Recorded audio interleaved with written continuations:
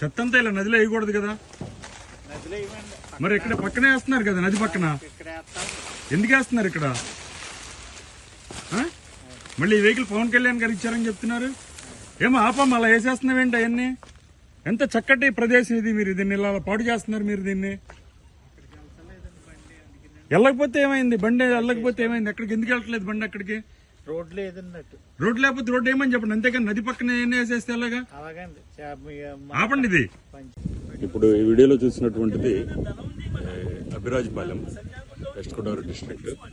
ఇక్కడ గోదావరి పరివాహక ప్రాంతంలో డంప్ యార్డ్ లాగా చేస్తున్నారు. దీన్ని తీసుకొచ్చి వ్యర్థ పదార్థాలన్నింటినీ కూడా ఈ నది పక్కన డంప్ చేయడం జరుగుతుంది. మీరు చూస్తున్నారు ఈ వీడియోలో. అక్కడ డంప్ చేసి దాన్ని తగలబెడుతున్నారు. ఏంటో బాబు ఇలా డంప్ చేస్తున్నారని అడిగితే, మాకు యాక్సెస్ లేదండి, పంచాయతీలో ఈ డంప్ యార్డ్కి రోడ్ యాక్సెస్ లేదు, అందుకే ఇక్కడ తీసుకొచ్చి చేస్తున్నామని చెప్తున్నారు.